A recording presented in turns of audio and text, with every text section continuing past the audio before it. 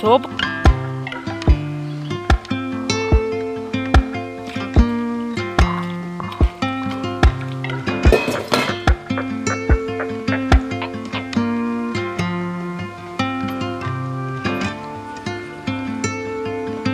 Hi, good morning, welcome to my channel. ಎಲ್ಲರೂ ಹೇಗಿದ್ದೀರಾ? ಎಲ್ಲರಿಗೂ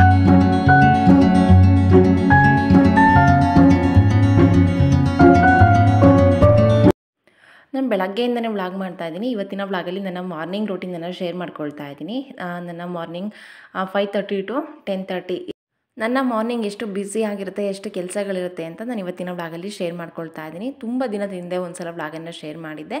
ಅದು ಸ್ವಲ್ಪ ಡಿಫ್ರೆಂಟ್ ಆಗಿತ್ತು, ಇದು ಸ್ವಲ್ಪ ಬೇರೆ ಥರ ಇದೆ. ನನ್ನ ಮಾರ್ನಿಂಗ್ ಬೇಗ ಎದ್ದು ಫಸ್ಟು ನಾನು ಬ್ರಷ್ ಮಾಡಿ ಒಂದು ಗ್ಲಾಸ್ ನೀರು ಕುಡಿತೀನಿ. ಅದು ಮೆಂತೆ ನೀರು ಆಗಿರ್ಬೋದು ಅಥವಾ ಡಿಟಾಕ್ಸ್ ಡ್ರಿಂಕ್ ಯಾವುದಾದ್ರೂ ಆಗಿರ್ಬೋದು.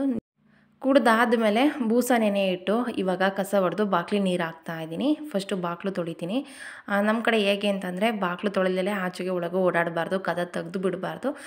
ದೇವರು ಬರ್ತಾರೆ, ಲಕ್ಷ್ಮಿ ಬರ್ತಾರೆ ಅನ್ನೋದು ನಂಬಿಕೆ.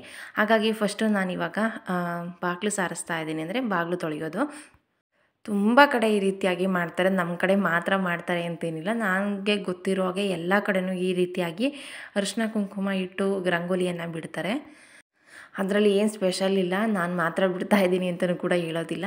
ರಂಗೋಲಿ ಇಟ್ಟು ಬಾಗಿಲು ತೊಳೆದು ಅರಿಶಿನ ಕುಂಕುಮ ಇಟ್ಟರೆ ಎಷ್ಟು ಚೆನ್ನಾಗಿ ಕಾಣಿಸ್ತಾ ಇರುತ್ತೆ ಅಲ್ವಾ ಮನೆ ಮುಂದೆ.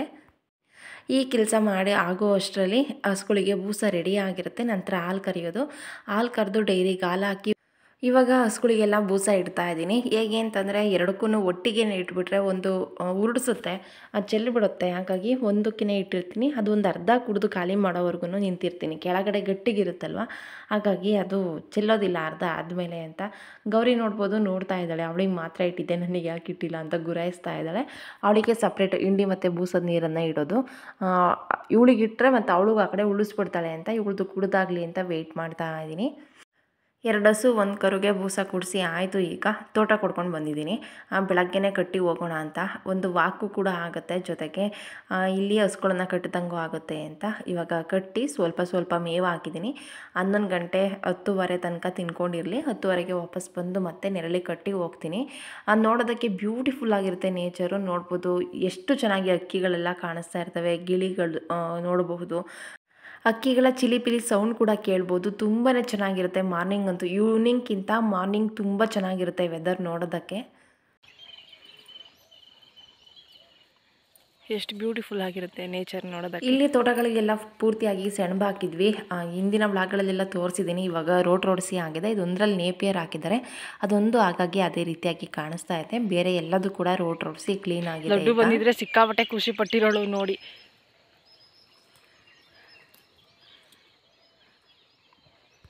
Hi, good morning, welcome to my channel. ಎಲ್ಲರೂ ಹೇಗಿದ್ದೀರಾ? ಎಲ್ಲರಿಗೂ ಹೊಸ ವ್ಲಾಗ್ಗೆ ವೆಲ್ಕಮ್ ಮಾಡ್ತಾ ಇವತ್ತಿನ ಪುಟಾಣಿ ವ್ಲಾಗನ್ನು ಸ್ಟಾರ್ಟ್ ಮಾಡ್ತಾ ಇದ್ದೀನಿ.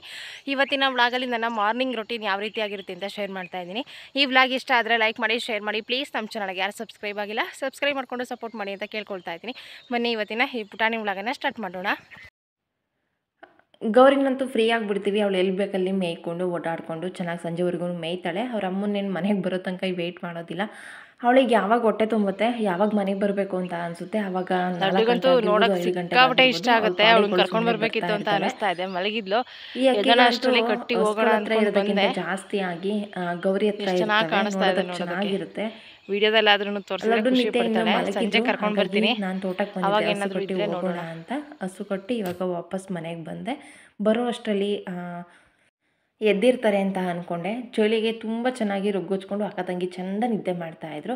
ಬಂದಮೇಲೆ ನಿದ್ದೆ ನೆಬ್ಬಿಸ್ದೆ, ಸ್ಕೂಲಿಗೆ ಹೋಗೋದಕ್ಕೆ ಲೇಟ್ ಆಗುತ್ತೆ ಅಂತ. ಆ ಸೌಂಡಿಗೆ ಲಡ್ಡು ಕೂಡ ಎದ್ದು ಆಯಿತು.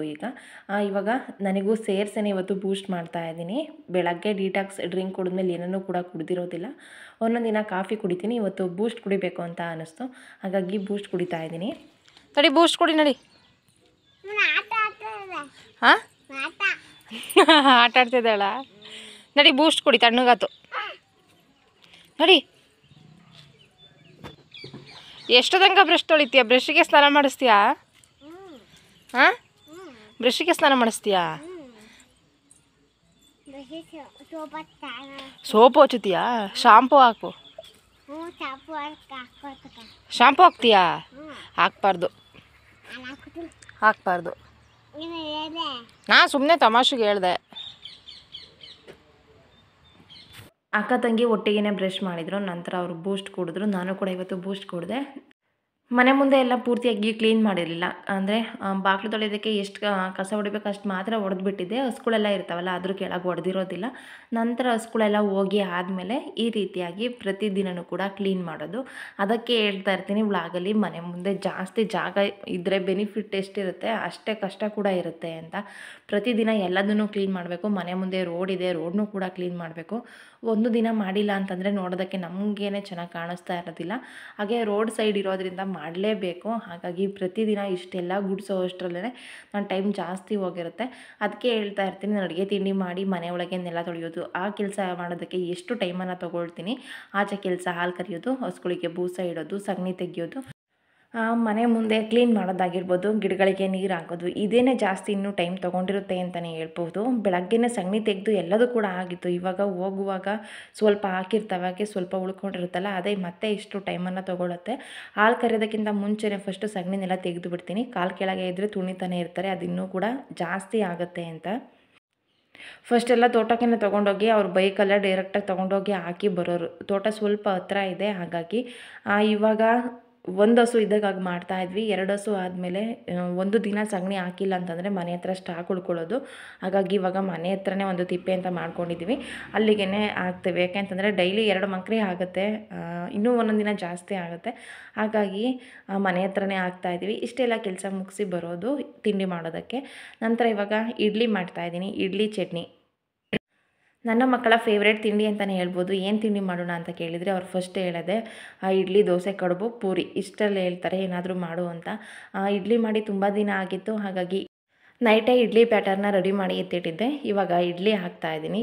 ಈ ಸೆಟ್ ತಂದಾಗಿಂತ ನನಗಂತೂ ತುಂಬ ಇಷ್ಟ ಆಗುತ್ತೆ ಇಡ್ಲಿ ಮಾಡೋದಕ್ಕೆ. ಸ್ವಲ್ಪನೂ ಅಂಟ್ಕೊಳ್ಳೋದಿಲ್ಲ, ತುಂಬ ಚೆನ್ನಾಗಿ ಇಡ್ಲಿ ಬರುತ್ತೆ. ಬೇಯೋದಕ್ಕಿಟ್ಟು ಇವಾಗ ಟೆರೆಸ್ ಮೇಲೆ ಹೋಗ್ತೀನಿ. ಚಿತ್ರಾನ್ನ ಏನಾದ್ರೂ ಮಾಡೋದಾದರೆ ರೈಸ್ಗಿಟ್ಟು ಹೋಗ್ತೀನಿ. ಆ ರೀತಿ ಪಲಾವ್ಗಾದ್ರೂ ಅಷ್ಟೇ, ಪಲಾವನ್ನು ಕೂಗೋದಕ್ಕಿಟ್ಟು ಹೋಗ್ತೀನಿ. ನಂತರ ಮನೆ ಕ್ಲೀನ್ ಮಾಡೋದಕ್ಕೆ ಸರಿ ಹೋಗುತ್ತೆ ಅಂತ. ನೆಕ್ಸ್ಟು ಗಿಡಗಳಿಗೆಲ್ಲ ನೀರು ಹಾಕ್ತೀನಿ. ಒಂದು ದಿನವೂ ಕೂಡ ಮಿಸ್ ಮಾಡೋದಿಲ್ಲ. ನೀರು ಹಾಕಿ ಪೂಜೆಗೆ ಎಷ್ಟು ಹೂಗಳು ಸಿಗುತ್ತೆ ಅದನ್ನು ಕಿತ್ಕೊಂಡು ಬರ್ತೀನಿ. ಯಾಕೆಂತಂದರೆ ಕೆಳಗಡೆ ಇರುವಂತಹ ಪಾಟ್ಗಳಲ್ಲಿ, ಅಂದರೆ ನೆಲಕ್ಕೆ ಹಾಕಿರ್ತೀವಲ್ಲ ಆ ಗಿಡಗಳನ್ನು ಒಂದು ದಿನ ನೀರು ಹಾಕಿಲ್ಲ ಅಂತಂದ್ರೂ ಏನೂ ಆಗೋದಿಲ್ಲ. ಅದೇ ಪ್ಯಾಕೆಟಲ್ಲೋ ಅಥವಾ ಪಾಟ್ಗಳಲ್ಲೋ ಈ ಥರ ಬಕೆಟ್ಗಳಲ್ಲೋ ಹಾಕಿರ್ತೀವಿ ಅಂತ ಅಂದರೆ ಅವಕ್ಕೆ ಪ್ರತಿದಿನ ನೀರನ್ನು ಹಾಕಲೇಬೇಕು. ಇಲ್ಲ ಅಂತಂದರೆ ಪೂರ್ತಿಯಾಗಿ ಡಲ್ಲಾಗಿರ್ತವೆ. ಹಾಗಾಗಿ ಒಂದು ದಿನವೂ ಕೂಡ ಮಿಸ್ ಮಾಡದೆ ನೀರನ್ನು ಹಾಕ್ತೀನಿ.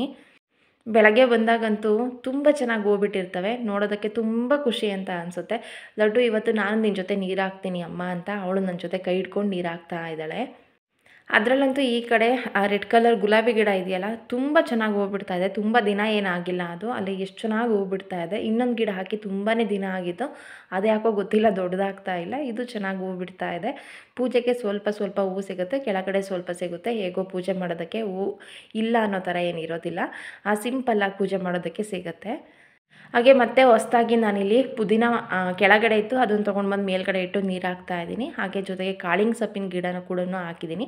ಹಾಗೆ ದೊಡ್ಡಪತ್ರೆ ಗಿಡನೂ ಕೂಡ ಹಾಕಿದ್ದೀನಿ. ಯಾಕೆಂತಂದರೆ ಶೀತ ಆದಾಗ ದೊಡ್ಡಪತ್ರೆಯಲ್ಲಿ ಕಷಾಯ ಮಾಡಿ ಕುಡಿಸೋದಾಗಿರ್ಬೋದು, ಅಥವಾ ಅದಕ್ಕೆ ಉಪ್ಪನ್ನು ಸೇರಿಸಿ ಆ ರಸ ಕುಡಿಸಿದ್ರೆ ಬೇಗ ಅಂದರೆ ಬೇಗನೆ ಕಡಿಮೆ ಆಗುತ್ತೆ ಶೀತ. ಕಾಳಿಂಗ್ ಸೊಪ್ಪು ಅಷ್ಟೇ, ಜ್ವರ ಬಂದಾಗ ಅದ್ರ ರಸ ಕುಡಿಸ್ಬೋದು. ಕುಡಿಯೋದಕ್ಕಾಗೋದಿಲ್ಲ ಅಂತ ಅಂದರೆ ಆ ರಸನ ನೀವು ಮೈಗೆ ಹಚ್ಚಿದ್ರೆ ಜ್ವರ ಬಿಡುತ್ತೆ, ಅಷ್ಟು ಒಳ್ಳೆಯದು. ಮಕ್ಕಳಿರೋ ಮನೇಲಿ ಇವೆರಡು ಗಿಡಗಳಿದ್ದರೆ ಆದಷ್ಟು ಹಾಸ್ಪಿಟ್ಲಿಗೆ ಹೋಗೋದನ್ನು ಅವಾಯ್ಡ್ ಮಾಡ್ಬೋದು. ಪೂರ್ತಿಯಾಗಿ ಎಲ್ಲದೂ ಹುಷಾರಾಗುತ್ತೆ ಅಂತಲ್ಲ, ಆದರೆ ಚಿಕ್ಕ ಪುಟ್ಟ ಶೀತ ಆದಾಗ, ಸ್ವಲ್ಪ ಜ್ವರ ಇದ್ದಾಗ ಖಂಡಿತವಾಗಿಯೂ ಹುಷಾರಾಗುತ್ತೆ, ಅಷ್ಟು ಒಳ್ಳೆಯದು. ಇವಾಗ ಸ್ವಲ್ಪ ಪುದೀನ ತೊಗೊಂಡಿದ್ದೀನಿ ಚಟ್ನಿ ಮಾಡೋದಕ್ಕೆ ಅಂತ. ಯಾಕೋ ಗೊತ್ತಿಲ್ಲ, ಕೆಂಪು ಚಟ್ನಿ ತಿನ್ನಬೇಕು ಅಂತ ಅನ್ನಿಸ್ತಾ ಇತ್ತು ಇಡ್ಲಿ ಜೊತೆಗೆ, ಹಾಗಾಗಿ ಕೆಂಪು ಚಟ್ನಿ ರೆಡಿ ಮಾಡಿದೆ. ನಾವು ಕೆಳಗಡೆ ಬರುವಷ್ಟರಲ್ಲಿ ಒಂದು ಸೆಟ್ ಇಡ್ಲಿ ರೆಡಿ ಆಗಿತ್ತು, ಅದನ್ನು ಇಡ್ಲಿ ತೆಗೆದು ಚಟ್ನಿ ಮಾಡಿದೆ. ಇನ್ನೊಂದು ಸೆಟ್ ಬೇಯೋದಕ್ಕಿಟ್ಟಿದ್ದೆ, ಅದು ಕೂಡ ಇವಾಗ ಬೆಂದಿದೆ. ಲಡ್ಡುಗಂತೂ ಇಡ್ಲಿ ಅಂದರೆ ತುಂಬಾ ಇಷ್ಟ, ಹಾಗಾಗಿ ಪಕ್ಕದಲ್ಲೇ ಬಂದು ಕೂತ್ಕೊಂಡಿದ್ಲು. ಇಡ್ಲಿ ಕೊಡು ಮಮ್ಮಿ, ಆಗಿಲ್ವಾ ಇನ್ನೂ ಅಂತ. ಟೆರೆಸ್ ಮೇಲೆ ಹೋಗಿ ಬರೋ ಅಷ್ಟರಲ್ಲಿ ಮಮ್ಮಿ ಇಡ್ಲಿ ಬೆಂದಿದೆಯಾ, ಕೊಡ್ತೀಯಾ ಮಮ್ಮಿ ಈಗ ಅಂತ. ಅಷ್ಟು ಇಷ್ಟ. ಅವರಿಗೆ ತಿಂಡಿ ಹಾಕ್ಕೊಟ್ಟು ಇವಾಗ ಸ್ವಲ್ಪ ಪಾತ್ರೆ ಎಲ್ಲ ಆಗಿತ್ತು, ಇಡ್ಲಿ ಸೆಟ್ಟಿಂದೆಲ್ಲ ನೆನೆ ಹಾಕಿದ್ದೀನಿ. ಅದನ್ನು ಅಂದರೆ ಇಡ್ಲಿ ಹಾಕಿದ ತಕ್ಷಣ ತೊಳೆಯೋದಕ್ಕೆ ಸರಿ ಹೋಗೋದಿಲ್ಲ, ಸ್ವಲ್ಪ ಹೊತ್ತು ನೀರಲ್ಲಿದ್ದರೆ ಈಸಿಯಾಗಿ ಬರುತ್ತೆ ಅಂತ ಉಳಿದಿರುವಂತಹ ಪಾತ್ರೆನೆಲ್ಲ ತೊಳ್ಕೊಳ್ತಾ ಇದ್ದೀನಿ. ಆವಾಗಿನ ಪಾತ್ರೆ ಆವಾಗಲೇ ತೊಳೆದ್ರೆ ಸರಿ ಹೋಗುತ್ತೆ, ಇಲ್ಲ ಅಂತಂದರೆ ಇನ್ನೂ ಜಾಸ್ತಿ ಆಗ್ತಾ ಇರುತ್ತೆ. ಬಟ್ಟೆ ಆಗಿರ್ಬೋದು ಅಥವಾ ಪಾತ್ರೆ ಆಗಿರ್ಬೋದು ಆವಾಗಿಂದ ಆವಾಗಲೇ ವಾಶ್ ಮಾಡ್ತಾಯಿದ್ರೆ ದಿನಕ್ಕೊಂದು ಸಲ ಬಟ್ಟೆ ತೊಳೆಯೋದಾಗಿರ್ಬೋದು, ದಿನಕ್ಕೊಂದು 3 ಸಲನಾದ್ರೂ ಪಾತ್ರೆ ತೊಳೆಯೋದಾಗಿರ್ಬೋದು, ಆ ರೀತಿಯಾಗಿ ಮಾಡೋದ್ರಿಂದ ಜಾಸ್ತಿ ಸ್ಟಾಕ್ ಬೀಳೋದಿಲ್ಲ, ನಮಗೂ ಕೂಡ ಕಷ್ಟ ಅಂತ ಅನಿಸೋದಿಲ್ಲ. ಆವಾಗವಾಗ ಕ್ಲೀನ್ ಮಾಡ್ತಾಯಿದ್ರೆ ಮನೆಯೂ ಕೂಡ ಕ್ಲೀನಾಗಿರುತ್ತೆ. ಒಬ್ಬರೇ ಎಲ್ಲದನ್ನು ಮಾಡ್ತೀವಲ್ಲ, ಹಾಗಾಗಿ ಕೆಲಸ ಮಾಡೋದಕ್ಕೂ ಕೂಡ ಈಸಿಯಾಗಿ ಆಗುತ್ತೆ. ಬೇರೆ ಪಾತ್ರೆನೆಲ್ಲ ತೊಳೆದೆ ನಾನಿವಾಗ ತಿಂಡಿ ತಿಂದು ಎಲ್ಲ ಆಗೋಷ್ಟರಲ್ಲಿ ಪಾತ್ರೆಗಳು ಕೂಡ ನೆಂದಿರುತ್ತೆ. ಹಾಗಾಗಿ ನಂತರ ಎಲ್ಲದನ್ನು ಕೂಡ ಮತ್ತೆ ತೊಳಿತೀನಿ. ಚಳಿ ಅಂತ ನಿತ್ಯ ಅಂತೂ ಎದ್ದೇಳೋದು ತುಂಬಾ ಲೇಟ್ ಆಗಿರುತ್ತೆ. ಅಂದರೆ ಒಂದು 8 ಗಂಟೆನಾದ್ರೂ ಆಗುತ್ತೆ.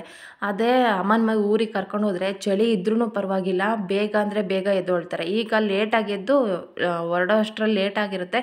ಲೇಟ್ ಆಯಿತು ಮಮ್ಮಿ, ಲೇಟ್ ಆಯಿತು, ಬೇಗ ತಿಂಡಿ ಕೊಡು, ಬೇಗ ತಲೆ ಬಾಚು ಮಮ್ಮಿ, ಬೇಗ ಬೇಗ ಅಂತ ಅರ್ಜೆಂಟಲ್ಲೇ ಹೊರಡೋದು. ಇವತ್ತಂತೂ ತಲೆ ಬಾಚೋದಕ್ಕೇ ಬಿಡ್ತಾಯಿಲ್ಲ, ಬೇಗ ಬಾಚ್ ಮಮ್ಮಿ, ಬೇಗ ಬಾಚ್ ಮಮ್ಮಿ ಅಂತ. ಆದರೆ ಇಷ್ಟು ಸ್ಪೀಡಾಗಿ ಬಾಚಿಲ್ಲ, ವೀಡಿಯೋನ ತುಂಬ ಫಾಸ್ಟಾಗಿ ಎಡಿಟ್ ಮಾಡಿದ್ದೀನಿ. ಎಷ್ಟೇ ಫಾಸ್ಟಾಗಿ ಹೇಳಿದ್ರು ಸ್ವಲ್ಪ ಸ್ಪೀಡಾಗಿ ಬಾಚ್ಬೋದು, ಇಷ್ಟು ಸ್ಪೀಡಾಗಿ ಬಾಚೋದಕ್ಕಾಗೋದಿಲ್ಲ. ಪೂರ್ತಿ ಲೆಂತಿಯಾಗಿ ಆಗುತ್ತೆ ಅಂತ ವೀಡಿಯೋನ ಸ್ವಲ್ಪ ಫಾಸ್ಟಾಗಿ ಎಡಿಟ್ ಮಾಡಿ ಹಾಕಿದ್ದೀನಿ. ಮಾರ್ನಿಂಗ್ ಅಂತೂ ಎಷ್ಟು ಬ್ಯುಸಿ ಆಗಿರುತ್ತೆ ಅಂತ ಅಂದರೆ ಎಷ್ಟೊತ್ತಿಗೆ 11 ಗಂಟೆ ಆಗಿಬಿಡುತ್ತೆ ಅಂತ ಅನಿಸುತ್ತೆ. ಆಮೇಲಿಂದ ಸ್ವಲ್ಪ ಫ್ರೀ ಆಗುತ್ತೆ 11 ಗಂಟೆಯಿಂದ. ಆದರೆ 11 ಗಂಟೆವರೆಗೂ ಬೆಳಗ್ಗೆಯಿಂದನೂ ಫುಲ್ ಬ್ಯುಸಿ ಅಂತಲೇ ಹೇಳ್ಬೋದು. ನಿತ್ಯನ ಇವಾಗ ರೆಡಿ ಮಾಡಿ ಸ್ಕೂಲಿಗೆ ಕಳಿಸಾಯಿತು. ಲಡ್ಡು ಇನ್ನೂ ಸ್ನಾನ ಮಾಡಿಸಿಲ್ಲ, ರೆಡಿ ಮಾಡಿಲ್ಲ, ಅವಳು ಸ್ಕೂಲಿಗೆಲ್ಲೂ ಹೋಗಲ್ವಲ್ಲ, ಹಾಗಾಗಿ ಅವಳನ್ನು ಸ್ವಲ್ಪ ಲೇಟಾಗಿ ರೆಡಿ ಮಾಡಿದ್ರೂ ಆಗುತ್ತೆ ಅಂತ ಅವಳಿಗೆ ಟಿ ವಿ ನೋಡ್ತಾ ಇದ್ಲು. ಟಿ ವಿ ಹಾಕ್ಕೊಟ್ಟು ನಾನಿವಾಗ ಕೆಲಸ ಮುಗಿಸ್ಕೊಳ್ತಾ ಇದ್ದೀನಿ. ಆದಷ್ಟು ಧನುರ್ಮಾಸ ಎಲ್ಲ ಇದ್ದಾಗ 9 ಗಂಟೆ 8ವರೆಗೆಲ್ಲ ಪೂಜೆ ಆಗಿರುತ್ತೆ. ಧನುರ್ಮಾಸ ಇಲ್ಲ, ಇವಾಗ ಧನುರ್ಮಾಸ ಮುಗೀತು. ಆದ್ರೂ ಒಂದು 9-10 ಗಂಟೆ ಒಳಗೆ ಪೂಜೆ ಮಾಡಬೇಕು. ಇವತ್ತು ಸ್ವಲ್ಪ ಲೇಟ್ ಆಯಿತು. ಒಬ್ಬಳೇ ಎಲ್ಲದನ್ನು ಮಾಡಬೇಕಲ್ಲ, ಹಾಗಾಗಿ ಬೇಗನೆ ಮಾಡ್ತಾ ಇರ್ತೀನಿ. ಆದರೂ ಕೂಡ ಲೇಟ್ ಆಗುತ್ತೆ, ಹೇಗೆ ಬೇಕಾಗಿ ಮಾಡೋದಕ್ಕೂ ಆಗೋದಿಲ್ಲ. ಕಸ ಎಲ್ಲ ಬೆಳಗ್ಗೆನೇ ಒಂದು ಸಲ ಗುಡಿಸಿರ್ತೀವಿ. ಈಗ ನಾನು ಯಾವಾಗ ನೆಲ ಒರೆಸ್ತೀನಿ ಆವಾಗ ಡೀಪಾಗಿ ಒಂದು ಸಲ ಬೆಡ್ಶೀಟ್ಗಳನ್ನೆಲ್ಲ ದಿವಂಕದ ಮೇಲೆ ತೆಗೆದು ಕ್ಲೀನ್ ಮಾಡಿ ಹಾಕಿ ಕಸ ಗುಡಿಸಿ ನೆಲ ಒರೆಸೋದು. ನೆಲ ಒರೆಸಿದ್ರೆ ಮನೆ ಯಾವಾಗಲೂ ಕ್ಲೀನಾಗಿ ಕಾಣಿಸುತ್ತೆ. ಮಕ್ಕಳಿರ್ತಾರಲ್ವ, ಅರುತಾನೆ ಇರ್ತಾರೆ. ಹಾಗಾಗಿ ಕಸ ಎಲ್ಲ ನೀಟಾಗಿ ಗುಡಿಸಿರ್ತೀವಲ್ಲ, ಅವಾಗೊಂದು ಅರ್ಧ ಗಂಟೆ ಟೈಮನ್ನು ಕೊಟ್ಟರೆ ನೆಲ ಎಲ್ಲ ಒರೆಸಾಗುತ್ತೆ, ಮನೆ ನೀಟಾಗಿ ಕಾಣಿಸುತ್ತೆ. ನಮಗೇನೆ ಡೈಲಿ ನೆಲ ಒರೆಸಿ ಅಭ್ಯಾಸ ಆದಾಗ ಒಂದು ದಿನ ನೆಲ ಒರೆಸಿಲ್ಲ ಅಂತಂದ್ರೇ ನೋಡೋದಕ್ಕೇ ಆಗ್ತಾ ಇರೋದಿಲ್ಲ. ಗೆಸ್ಟ್ ಯಾವಾಗ ಬರ್ತಾರೆ ಅಂತ ಹೇಳೋದಕ್ಕಾಗೋದಿಲ್ಲ. ನಂಗೆ ತುಂಬ ಸಲ ಎಕ್ಸ್ಪೀರಿಯನ್ಸ್ ಆಗಿದೆ. ನಾನು ಯಾವಾಗ ನೀಟಾಗೆಲ್ಲ ಕ್ಲೀನ್ ಮಾಡಿರ್ತೀನಿ ಆವಾಗ ಯಾರೂ ಕೂಡ ಬರೋದಿಲ್ಲ. ಏನಾದ್ರೂ ಮನೆ ಕ್ಲೀನ್ ಮಾಡೋದಕ್ಕೆ ಅಂತ ಐಟಮ್ಸ್ನೆಲ್ಲ ತೆಗೆದು ಎತ್ತಿಟ್ಟಿರ್ತೀನಿ. ಮನೆ ತುಂಬ ಐಟಮ್ಸ್ ಇರುತ್ತೆ, ಅಥವಾ ಇವ್ರ ಮನೆ ತುಂಬ ಎಲ್ಲ ಅರಿವಿ ಬಿಟ್ಟಿರ್ತಾರೆ. ಆವಾಗ ಯಾರಾದ್ರೂ ಗೆಸ್ಟ್ ಬರ್ತಾರೆ, ಆವಾಗ ನಮಗೇನೆ ಒಂಥರ ಆಗ್ತಾ ಇರುತ್ತೆ. ಯಾರಿಗೆಲ್ಲ ಈ ರೀತಿಯಾಗಿ ಆಗಿದೆ ಕಮೆಂಟ್ ಮಾಡಿ. ಲಡ್ಡು ಅಂತೂ ಮನೆ ತುಂಬ ಐಟಮ್ಸನ್ನು ಎತ್ತಿ ಇಡ್ತಾನೇ ಇರ್ತಾಳೆ. ಆದರೆ ಮಕ್ಕಳಿರ್ತಾರೆ, ಏನು ಮಾಡೋದು ಬಿಡು ಅಂತ ನಾನು ಬಿಡೋದಿಲ್ಲ. ನನಗೆ ಯಾವಾಗ ಆಗುತ್ತೆ, ಯಾವಾಗ ಟೈಮ್ ಸಿಗುತ್ತೆ ಅವಾಗೆಲ್ಲ ವಾಪಸ್ ಆ ಜಾಗಕ್ಕೆ ಐಟಮ್ಸ್ಗಳನ್ನು ಎತ್ತಿಡ್ತಾ ಇದ್ದೀನಿ. ಹಾಗೆ ಅವರಿಗೂ ಕೂಡ ಹೇಳ್ತೀನಿ, ಈ ರೀತಿ ಯಾವಾಗಲೂ ತೆಗೆದು ಮನೆ ತುಂಬ ಅರಿವಿ ಬಿಡಬಾರ್ದು. ಆಟ ಆಡಿದ ಮೇಲೆ ವಾಪಸ್ ಗೊಂಬೆಗಳನ್ನು ಆ ಜಾಗಕ್ಕೇ ಎತ್ತಿಡಬೇಕು ಅಂತ. ಹಾಗಾಗಿ ಎಲ್ಲ ಗೊಂಬೆಗಳನ್ನು ಎತ್ತಿಟ್ಟು ಒಂದೇ ಒಂದು ಗೊಂಬೆ ಇಟ್ಕೊಂಡು ಆಟ ಆಡ್ತಾ ಕೂತಿದ್ದಾಳೆ, ನೀವು ನೋಡಬಹುದು. ಮನೆಯೆಲ್ಲ ಪೂರ್ತಿಯಾಗಿ ಕ್ಲೀನಾಗಿ ಆದಮೇಲೆ ನಾವು ಕೂಡ ಫ್ರೆಶ್ ಅಪ್ ಆಗಿ ಬಂದು ದೇವರಿಗೆ ಪೂಜೆ ಮಾಡೋದು. ಇಷ್ಟು ಮಾಡಿದರೆ ಸ್ವಲ್ಪ ಇನ್ನು ಫ್ರೀ ಆಗಿರ್ತೀನಿ ಅಂತ ಅನಿಸುತ್ತೆ. ಆನಂತರ ಹಸುಗಳನ್ನು ಬಿಸಿಲಲ್ಲೇ ಇರ್ತವೆ. ಬೆಳಗ್ಗೆ ಈ ಸೈಡ್ ಕಟ್ಟು ಬಂದಿದ್ದೆ, ಒಂದು 11 ಗಂಟೆ 10:30 ಅಷ್ಟರಲ್ಲೆಲ್ಲ ಬಿಸಿಲು ಬರುತ್ತೆ. ಹಾಗಾಗಿ ನೆರಳಿಗೆ ಕಟ್ಟು ಬರೋಣ ಅಂತ ಇವಾಗ ತೋಟಕ್ಕೆ ಬಂದಿದ್ದೆ. ಇವಾಗ ಹಸುಗಳನ್ನು ಮರದ ಕೆಳಗೆ ನೆರಳಿಗೆ ಕಟ್ಟಿದ್ದೀನಿ. ಇನ್ನು ಮಧ್ಯಾಹ್ನ ತನಕ ಬರ್ದು ಹೋದ್ರೂ ಆಗುತ್ತೆ, ಒಂದು 2 ಗಂಟೆ 3 ಗಂಟೆಗೆ ಬಂದರೂ ಆಗುತ್ತೆ. ಇವಾಗ ನೆರಳಿಗೆ ಕಟ್ಟಿ ಆಯಿತು, ವಾಪಸ್ಸು ಮನೆಗೆ ಹೋಗ್ತಾ ಇದ್ದೀನಿ. ಇವತ್ತಿನ ನನ್ನ ಮಾರ್ನಿಂಗ್ ರೊಟೀನ್ ನಿಮಗೆ ಹೇಗೆ ಅನ್ನಿಸ್ತು? ನನ್ನ ಪ್ರತಿದಿನ ಇದೇ ರೀತಿ ಆಗಿರುತ್ತೆ. ಒಂದೊಂದು ದಿನ ಇನ್ನೂ ಸ್ವಲ್ಪ ಹೆಚ್ಚಿಗೆ ಕೆಲಸ ಆಗುತ್ತೆ, ಒಂದೊಂದು ದಿನ ಸ್ವಲ್ಪ ಕಡಿಮೆ ಆಗುತ್ತೆ. ಒಂದು 90% ಇದೇ ರೀತಿಯಾಗಿರುತ್ತೆ ನನ್ನ ಮಾರ್ನಿಂಗ್ ರೊಟೀನ್ ಅಂತ ಹೇಳ್ಬೋದು. ಈ ವ್ಲಾಗ್ ಇಷ್ಟ ಆದರೆ ಲೈಕ್ ಮಾಡಿ, ಶೇರ್ ಮಾಡಿ. ಪ್ಲೀಸ್ ನಮ್ಮ ಚಾನಲ್ಗೆ ಯಾರು ಸಬ್ಸ್ಕ್ರೈಬ್ ಆಗಿಲ್ಲ, ಸಬ್ಸ್ಕ್ರೈಬ್ ಆಗಿ. Thank you.